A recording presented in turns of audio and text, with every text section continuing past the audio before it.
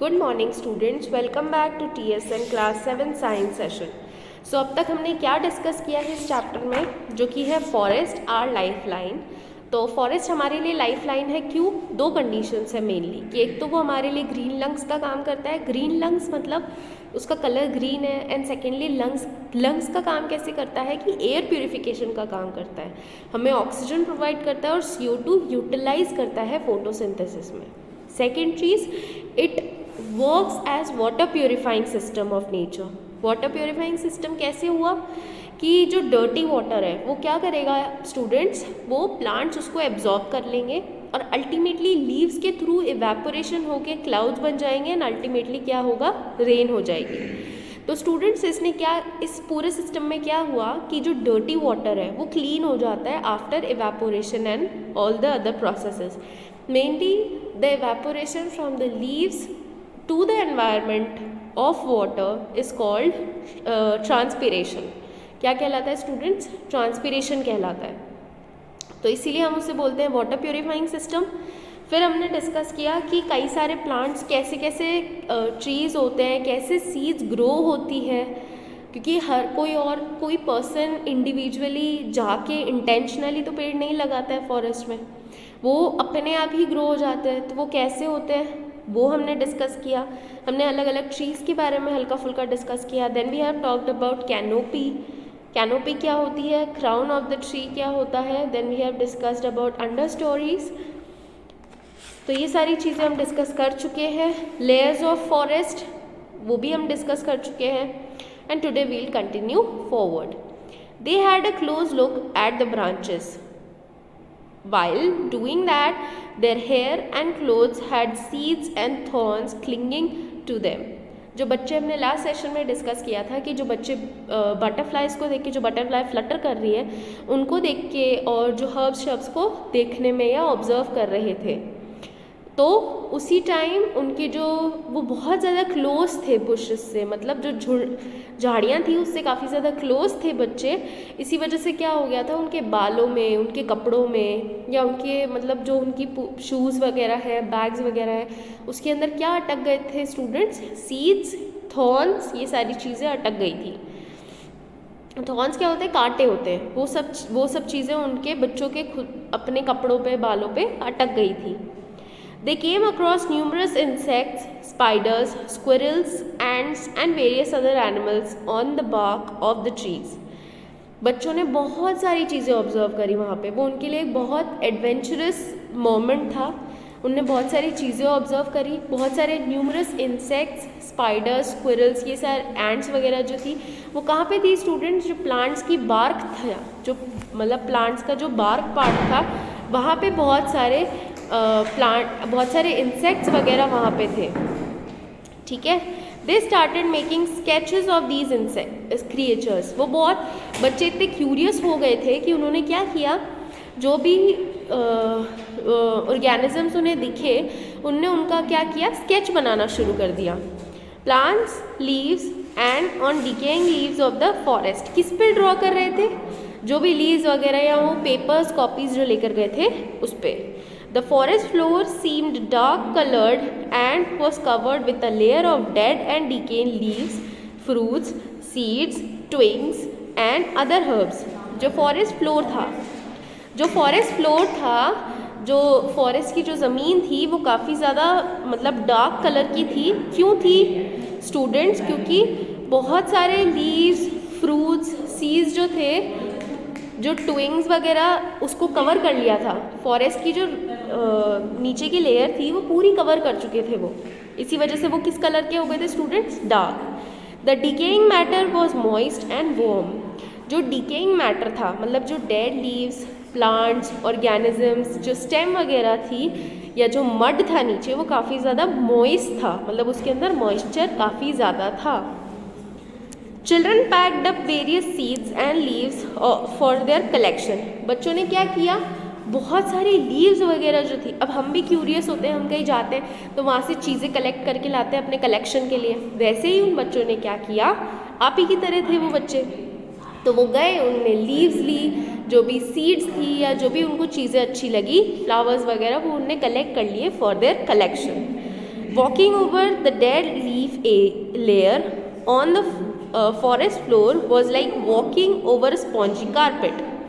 जो dead leaves वगैरह थी या जो भी डेड एंड डिकेन मैटर था नीचे, जब बच्चे उसके ऊपर चल रहे थे तो ऐसा लग रहा था वो किसी स्पॉन्ज की तरह है, because of the air present between them and जो भी उसके वो काफ़ी ज़्यादा मॉइस्ट था, इस वजह से उन्हें क्या लग रहा था कि वो एक स्पॉन्ज पे चल रहे हैं। Is the decaying matter always warm? क्या हमेशा जो डेड एंड डिकेइंग मैटर है, जैसे जो लीव्स हो गई या स्टेम हो गई या उसका प्लांट का कोई भी ऐसा बॉडी पार्ट, अगर वो डेड हो जाता है तो क्या हर बार वो वार्म रहेगा? Professor Ahmed suggested that the children could perform an activity to get an answer to this question. So the students were very curious to know about the answer. So Professor Ahmed said, let's do an activity and then we'll find out the answer. We are at activity 17.3. Dig a small pit, put vegetable waste and leaves in it. Over there, cover them with soil. Professor Ahmed ने बच्चों को बोला कि आपको एक पिट डिग करना है, एक गड्ढा खोदना है, उसमें क्या डालना है, वेजिटेबल वेस्ट डालेंगे और लीव्स डाल देंगे, फिर उसको क्या करना है, ऊपर से कवर कर देना है। बेसिकली स्टूडेंट्स, ये क्या होता है, ये एक डिकम्पोजिशन का प्रोसेस होता है जो उसके अंडर होता है, ठीक है। उसमें क्या होता है, जो भी माइक्रो ऑर्गेनिजम्स, छोटे मोटे जो भी जानवर होते हैं, वर्म्स होते हैं, तो वो उस पर जो डेड एंड डिकेन मैटर है उस पर एक्ट करते हैं और उसको डिकम्पोज कर देते हैं। और उनके डिकम्पोजिशन के टाइम, मतलब अगर जब हम भी खाना खाने के बाद जब खाना खाते हैं और या फिर हम लोग वॉक करते हैं या कुछ काम करते हैं तो हमारी बॉडी वार्म हो जाती है, उसके आसपास में जो भी सराउंडिंग है सारा वार्म हो जाता है। सेम यही प्रोसेस डिकम्पोजर्स के साथ होता है। जब डिकम्पोजर्स उस पर एक्ट करते हैं तो वो पूरा एरिया क्या कर देते हैं, वार्म कर देते हैं। After 3 days remove the upper layer of the soil, does the pit feel warm inside? क्या करते हैं, 3 दिन बाद, 3 दिन बहुत रहते हैं उस कॉम्प्लेक्स ऑर्गेनिक मटेरियल को सिंपलर ऑर्गेनिक मटेरियल में बनाने के लिए, ठीक है। बोलते ना हम कई बार कि मिट्टी से आए हैं, मिट्टी में ही जाना है। सेम प्रोसेस होता है कि जो हमारा ऑर्गेनिक मटेरियल होता है वो बहुत कॉम्प्लेक्स फॉर्म में होता है, उसको सिंपल फॉर्म में करने के लिए माइक्रो ऑर्गेनिजम्स वर्क करते हैं उसके ऊपर। और 3 दिन बाद जब उन्होंने मिट्टी की फर्स्ट लेयर हटाई तो पिट अंदर से क्या था, गर्म था। पहेली asked, there are so many trees here, also there are many forests like this, what difference will it make if we cut some trees for a factory? तो पहेली भी क्यूरियस हो गई। जो फर्स्ट जब एक दिन पहले प्रोफेसर अहमद ने उन्हें बताया कि टाउन में अनएम्प्लॉयमेंट बढ़ गया और उसकी वजह से वो एक फैक्ट्री लगाना चाहते हैं सारे ट्रीज़ को काट के फॉरेस्ट में, बट स्टिल काफ़ी सारे लोगों ने रिवोल्ट किया। तो पहेली को वही चीज़ याद आई और उसने ये चीज़ बोली कि इतने सारे ट्रीज़ हैं, इतने सारे फॉरेस्ट हैं इसके जैसे, तो हम कुछ ट्रीज़ काट देंगे तो कोई फ़र्क नहीं पड़ना चाहिए। Professor Ahmed said, you have read about autotrophs, heterotrophs and saprophytes. You have learned how green plants produce food. अब हमने ये चीज़ पढ़ी थी स्टूडेंट्स, अगर आपको याद हो, ऑटोट्रॉफ्स, हेट्रोट्रॉफ्स और सेप्रोट्रॉफ्स के बारे में।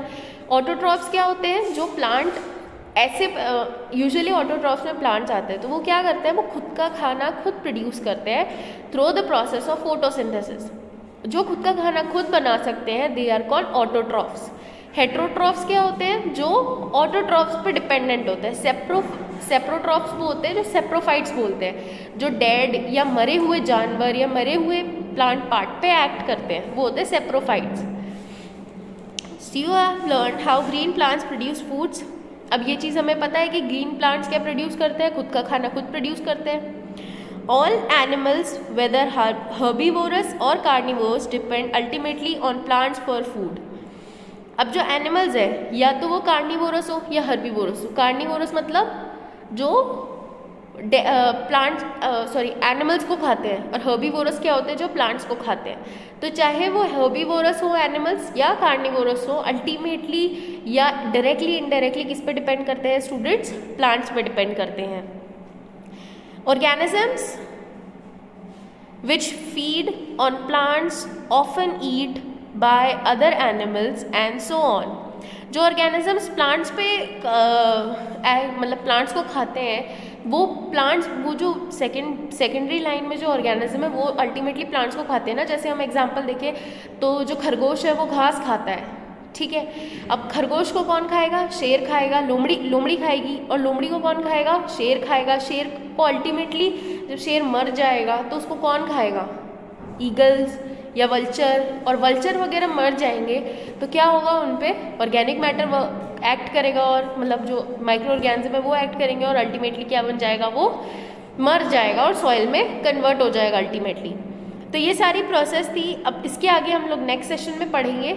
So till then, please complete your work in your copies. I'll be sending you notes plus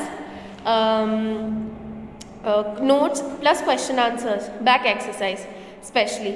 So till then, have a nice day, students. Complete your work. Take care. Thank you.